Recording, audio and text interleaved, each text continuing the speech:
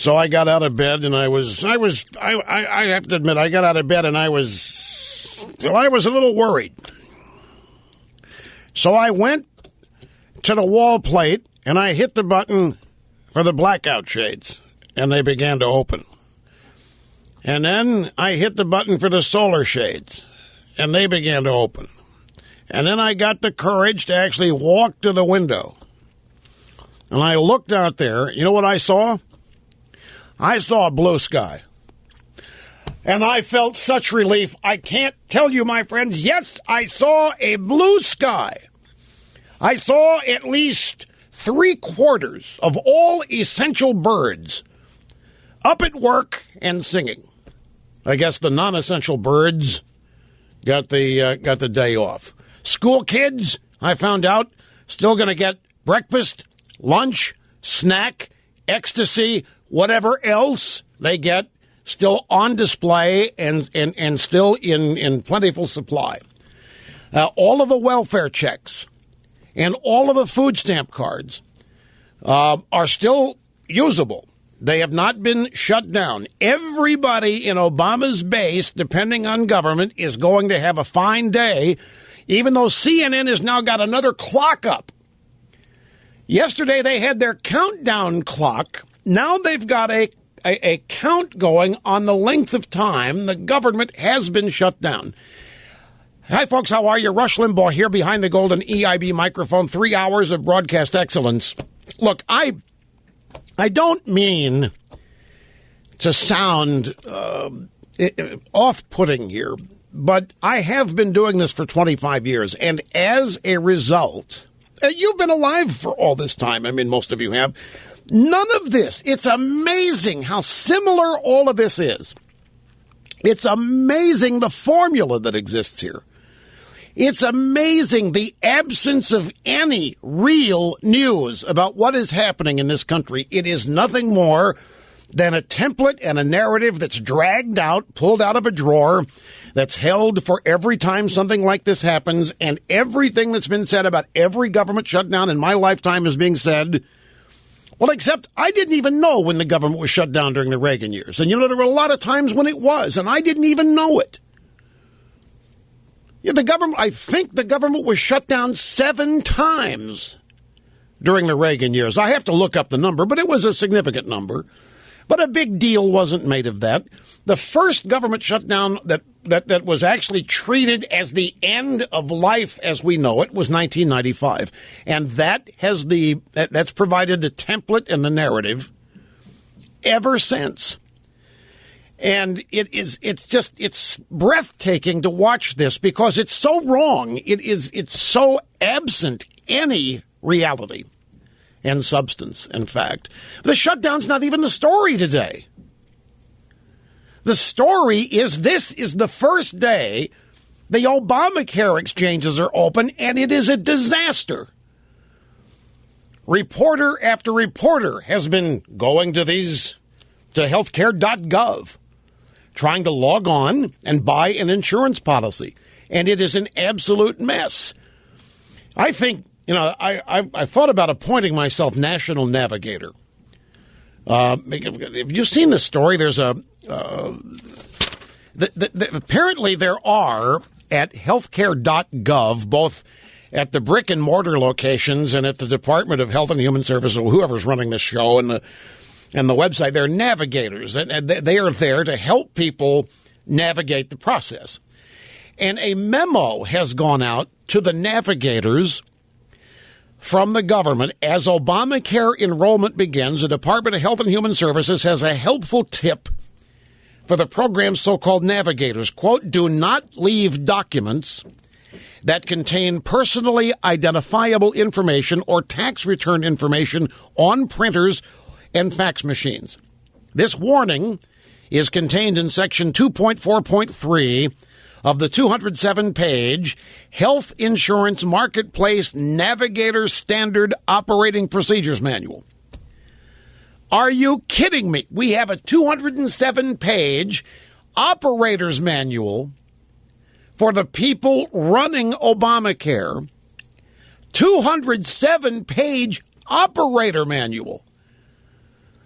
If you went out and bought an iPhone and it had a 207-page operator manual, you would take it back.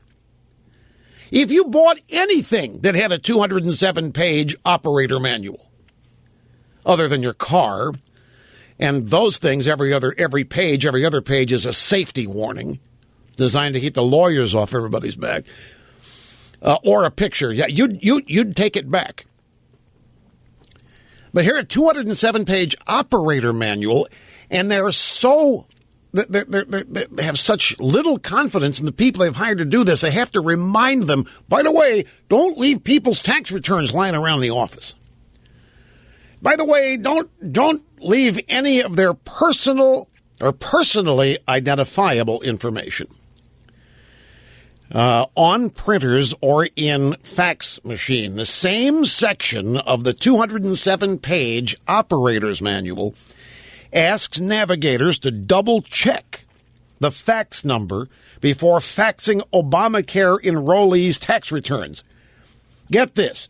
When faxing personally identifiable information or tax return information, double-check that the recipient's fax number is correct and that somebody is able to pick up the faxed information immediately.